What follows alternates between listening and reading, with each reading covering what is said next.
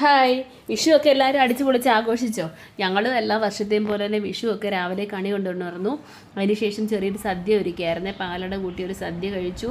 പിന്നെ ഉച്ചയ്ക്ക് ശേഷം ഞങ്ങൾ ചെറിയ ഫോട്ടോഷൂട്ടൊക്കെ നടത്തിയായിരുന്നു കേട്ടോ പിള്ളേരെയും കൊണ്ട്. സന്ധ്യ ആയപ്പോഴത്തേക്കും ഞങ്ങൾ ചാമക്കാവിൽ പോയി. ഷാരങ്ങക്കാവ് അറിയാമോ എല്ലാവർക്കും? വെൺമണിയിലുള്ളൊരു പ്രസിദ്ധമായ അമ്പലമാണ്. ധാരാളം കുരങ്ങന്മാരുണ്ട് അവിടെ. വിഷുവിനാണ് അവിടുത്തെ പ്രസിദ്ധമായ ഉത്സവം വരുന്നത് കേട്ടോ. ഒറ്റ ദിവസത്തെ ഉത്സവമാണ്. പിന്നെ കാക്കോത്തിക്കാവിലെ അപ്പൂപ്പൻ താടികൾ സിനിമയിലെ എല്ലാവരും കണ്ടിട്ടുണ്ടായിരിക്കുമല്ലോ.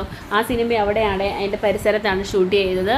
പിന്നെ ഒരു കുലുക്കി സർബത്തിൻ്റെ കടയുണ്ടായിരുന്നു. അവിടെ പോയി ഞങ്ങളൊരു ഫാഷൻ ഫ്രൂട്ടും സ്ട്രോബെറിയും വാങ്ങിച്ചു. നല്ല അടിപൊളി ടേസ്റ്റ് ആയിരുന്നു കേട്ടോ. പിന്നെ കുറേ കമ്മൽ, ക്ലിപ്പ്, സ്ലൈഡ്, പിള്ളേർക്ക് അതും ഇതും എല്ലാം വാങ്ങിച്ചു കൂട്ടി. വിഷു കഴിഞ്ഞിട്ട് കിട്ടിയതല്ലേ, കുറച്ച് അതങ്ങ് പൊട്ടിച്ചു കേട്ടോ. പിന്നെ കുറച്ച് ചായ കുടിക്കാൻ ഗ്ലാസ്സൊക്കെ വാങ്ങിച്ചു. നല്ല ലാഭമാണ് അവിടെ അന്ന് സാധനങ്ങൾക്കൊക്കെ. പിന്നെ ഞങ്ങൾ ഹൈഡ്രജൻ ബലൂൺ വേണമെന്ന് പറഞ്ഞു പിള്ളേർക്ക്. അവനാണെങ്കിൽ എയ്റോപ്ലെയിനാണ് വാങ്ങിച്ചത്.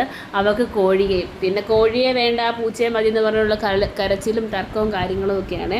പിന്നെ അവിടെ ഒരു ചെടിയുടെ സെക്ഷൻ ഉണ്ടായിരുന്നു. പിന്നെ കപ്പ, ചേമ്പ്, കാച്ചിൽ അങ്ങനെയുള്ള സാധനങ്ങളെല്ലാം തന്നെ വിൽക്കാൻ വെച്ചിട്ടുണ്ടായിരുന്നു. അതും കുറച്ചൊക്കെ വാങ്ങിച്ചു.